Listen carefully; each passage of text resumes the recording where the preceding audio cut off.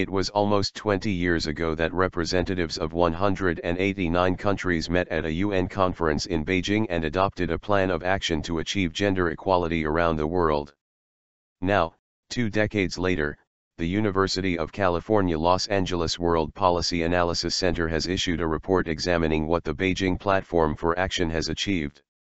While the report highlights advances in some areas, it also points to places around the world where full equality has not been achieved, including the United States, where it says there is still a lack of adequate maternal leave policies. A private school teacher who wants to be identified only as Barbara, because she is worried about repercussions for speaking out, is expecting her second child and is worried about making ends meet. Most private schools do not have a maternity leave program because they are too small and it's too expensive, said Barbara. Barbara can use 20 days of her paid sick and vacation leave, but if she has to take time off after that, she would not be paid. She says the solution is disability insurance, but that would only pay a percentage of her income when she's not working. I was insulted that, having a child, bringing into society another productive member who will be paying taxes their whole life and working for the betterment of the society hopefully, that there was no thought behind the label of, oh well, you're disabled because you're having a child. That seems to be sort of crass to me, she said. Similar experiences are not uncommon in the United States, said Jody Heyman, founder of the University of California Los Angeles's World Policy Analysis Center. While 188 countries, that's virtually every country, has paid maternity leave, the United States, now with Papua New Guinea, Suriname, 6 small South Pacific island states are the only countries without it, said Heyman. U.S. law requires employers to provide 12 weeks of unpaid leave.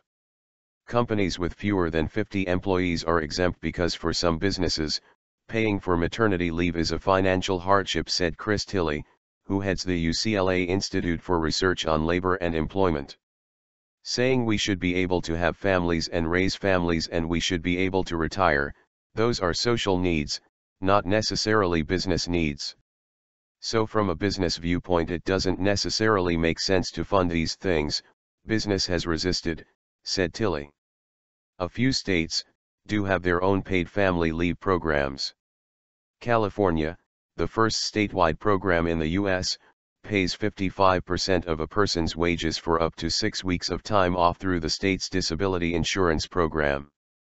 Heyman said federal legislation to mandate paid maternity leave is necessary because a woman's parenting role is connected to an income gap. While single women who have never married have earnings that look a lot like men in the United States, moms earn 76 cents on the dad's dollar. So that's where the real gap is, said Heyman.